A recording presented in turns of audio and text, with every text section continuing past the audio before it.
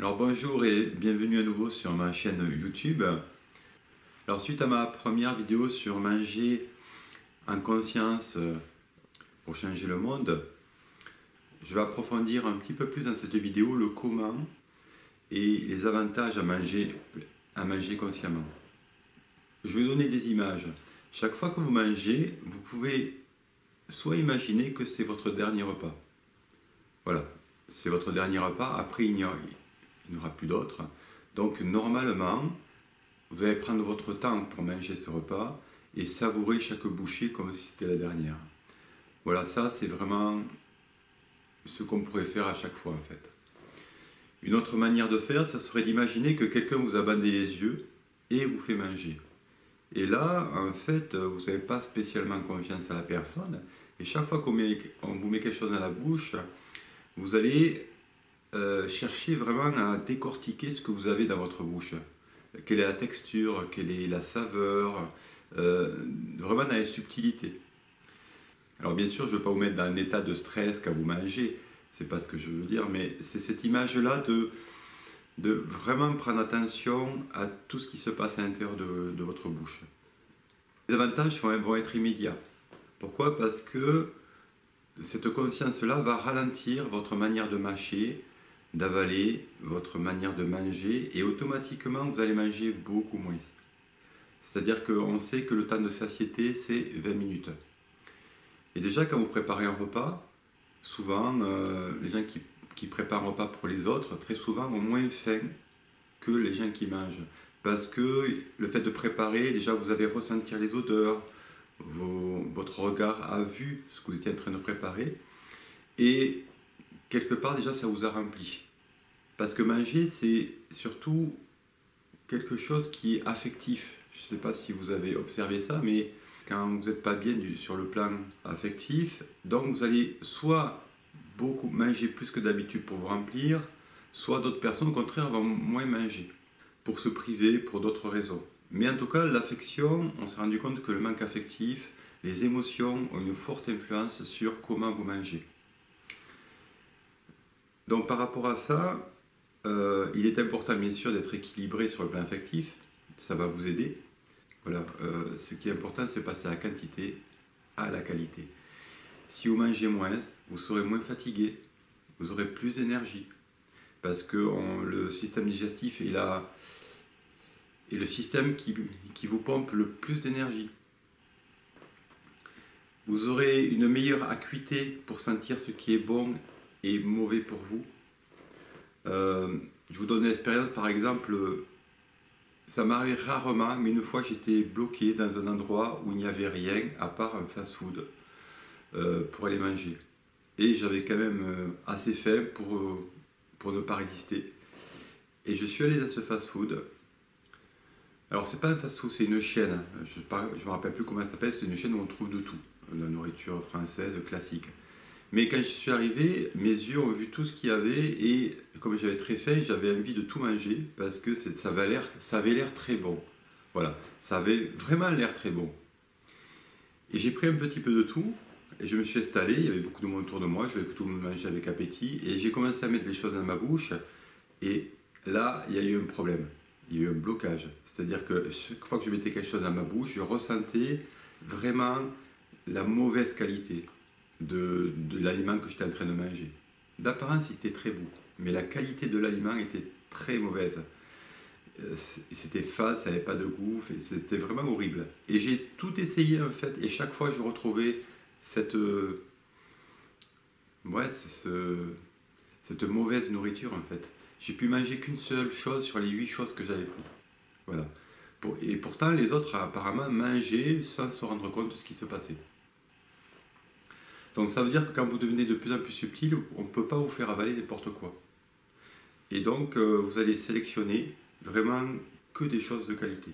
Si vous êtes en surpoids, et bien évidemment le fait de manger moins va vous faire maigrir, c'est automatique.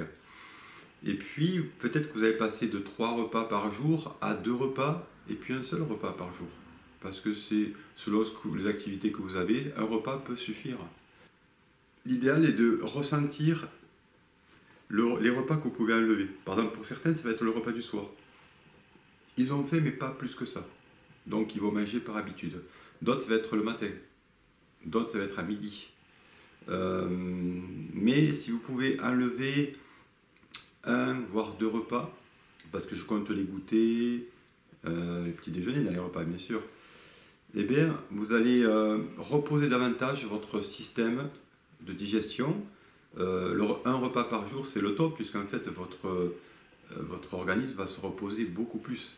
Et donc, tout ça, c'est de l'énergie gagnée pour tout le reste de votre corps.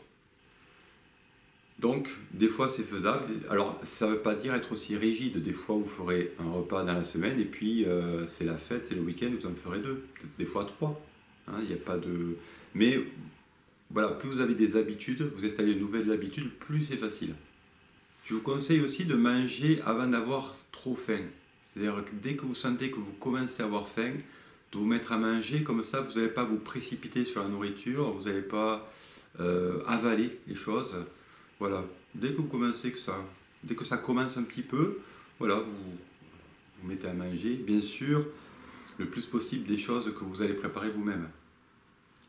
Alors des fois, je sais que c'est pas possible pour pas mal de personnes, mais quand vous allez développer votre subtilité, vous allez voir que vous aurez du mal à manger dans certains endroits.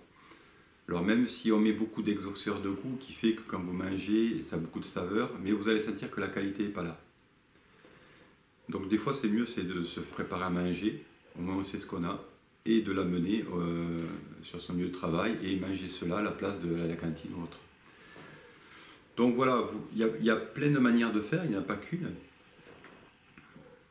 Mais les avantages sont vraiment énormes. Vous allez monter en énergie. Et si vous montez en énergie, vous allez être capable de recevoir plus d'informations, être plus vigilant, plus intelligent, être capable de mieux vous adapter à ce qui se passe autour de vous. Il y a des personnes, par exemple, qui mangeaient de la viande jusqu'alors, et tout d'un coup, quand ils deviennent conscients de ce qu'ils sont en train de manger, eh bien, petit à petit, il peut s'installer, je dis bien il peut s'installer un dégoût de la viande, parce qu'on se rend compte que c'est vraiment un animal qu'on mange. Et quand on s'est remémoré un petit peu sa vie, on peut avoir l'impression de manger comme un autre être humain. Et donc ça peut venir vous arrêter le processus de manger la viande et passer aux légumes qui sont un autre règne. Alors les gens qui s'imaginent de la viande pensent souvent que manger des légumes, essentiellement à base de légumes, ça va être fade. Parce qu'en fait, ils ne savent pas préparer les légumes, ils n'ont pas appris, puisque les légumes viennent en complément toujours de la viande. C'est un apport, ce n'est pas nécessaire quelque part pour eux. Alors que les gens qui sont végétariens ou véganes, en fait, ont appris à utiliser les épices, ont appris à utiliser les modes de cuisson différents, ce qui fait que chaque aliment a un goût vraiment très puissant. Et puis on peut compenser aussi avec des champignons. Certains champignons ont vraiment des consistances très proches de la viande. On peut faire plein de choses pour passer d'un mode carné à un mode végétarien, voire vegan, sans bien sûr être carencé. Donc il faut y aller tranquillement, et c'est surtout en utilisant votre instinct. Moi par exemple, quand j'ai envie de manger, juste avant, je vais ressentir, je vais faire passer tous les plats que je connais, enfin tous les aliments que je connais dans ma tête rapidement, et je vais sentir lequel m'appelle le plus. Et c'est celui-là que je vais manger, que je vais me préparer pour mon repas en fait. Voilà, je vais écouter mon corps, je vais lui proposer comme une palette visuelle de repas où je peux regarder les aliments que j'ai dans mon placard, dans mon frigo, regarder, et je dis à mon corps qu'est-ce que tu as envie de manger. Et c'est lui qui va me dire en fait. Et tous les jours ce sera différent, ça sera varié. S'il me demande toujours la même chose, là ça va m'alerter parce que je me dire là il y a une carence énorme quelque part, je vais aller enquêter parce que normalement notre nourriture doit être variée. Donc s'il me demande toujours du sucré, c'est pas normal. Il est vraiment un déséquilibre et je vais peut-être faire un petit jeûne de quelques jours, de 3 jours pour le rééquilibrer. De remettre à zéro. Les jeûnes, ça permet de remettre les choses un peu à zéro, de sortir de ses habitudes et de repartir avec une plus grande acuité, une sensibilité au niveau des aliments. Donc faire des jeûnes régulièrement quand vous sentez que vous êtes déséquilibré, c'est très positif. Alors des jeûnes adaptés bien sûr à qui vous êtes, à vos problèmes de santé, hein. Il faut se renseigner sur ce qu'est un jeûne, mais voilà, si vous faites un jeûne même d'une journée, je veux dire, ça va pas vous tuer, quoi. Mais le mieux c'est 3 jours. 3 jours parce que vous avez éliminé les toxines, vous avez nettoyé votre corps, vous avez commencé à sortir ses habitudes. Et le 4e jour, vous retrouvez un équilibre que vous n'aviez pas eu jusqu'alors. Mais voilà, il faut se renseigner. Il y a des spécialistes dans les jeûnes. Voilà, renseignez-vous, ça se prépare. C'est très bien. Une chose à savoir aussi, c'est que les cellules se régénèrent constamment dans notre corps et que les cellules se nourrissent aussi de ce que nous mangeons.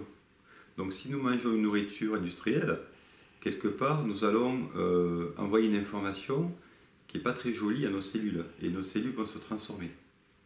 Elles vont se régénérer d'une certaine manière. Donc notre corps va se transformer et on va ressembler un petit peu à la nourriture que l'on mange. C'est intéressant ce concept de ressembler à la nourriture que l'on mange. Je vous invite à y réfléchir. Idem pour l'eau. J'en ai parlé dans la première vidéo. Mais l'eau aussi, on peut la goûter, la tester, on peut sentir qu'est-ce qu'elle contient. Et je vous invite à acheter un électrolyseur, qui est un petit système tout bête, qui vous permet de savoir qu'est-ce qu'il y a dans votre eau.